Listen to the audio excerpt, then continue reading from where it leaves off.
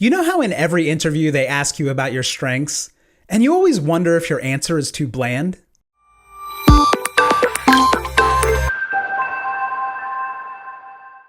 Hey, what's up, y'all? This is Scott Davis, and in this video, I'm going to help you strengthen your personal brand using perceptual mapping from marketing.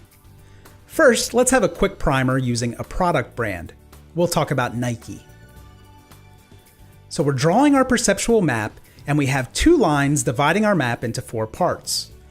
One thing we need to do is label these axes with brand attributes that are important to customers. So again, these are going to be customer perceptions of these attributes.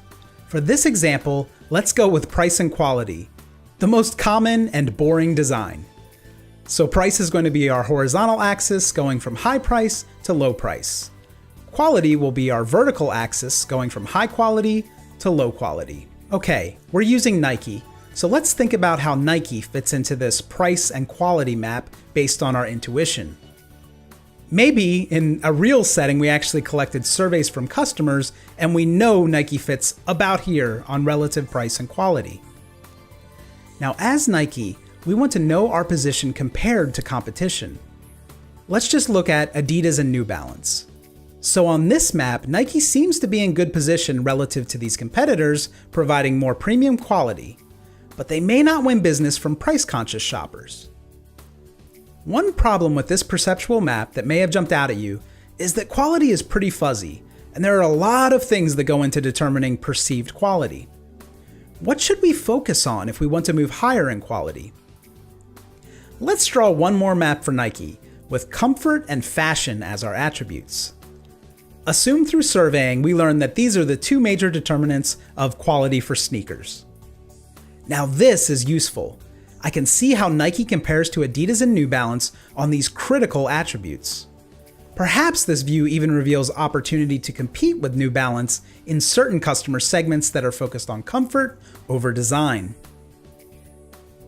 Okay, so you have the basics of perceptual maps. Now how can you use it for your personal brand?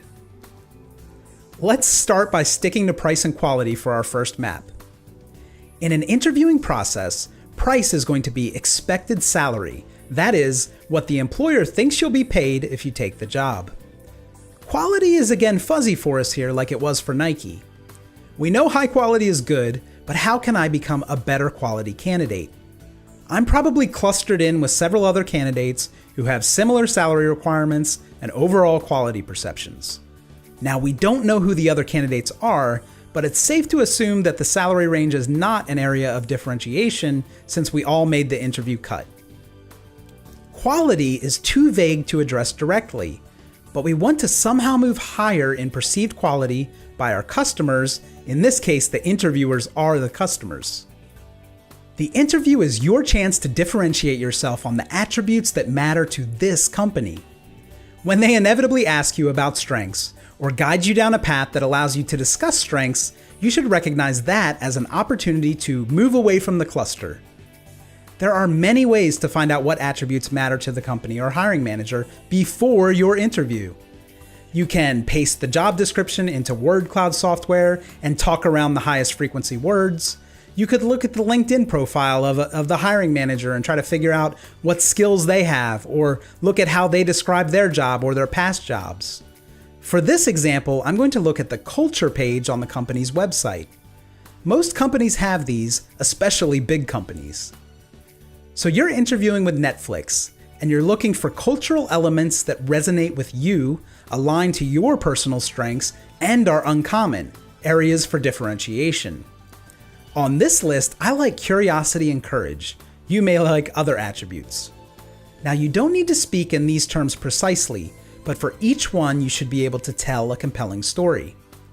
For curiosity, I might discuss how my last company had growing sales, but I felt like we weren't optimizing. So I took initiative to run some experiments and A/B testing to see if our website should be organized differently.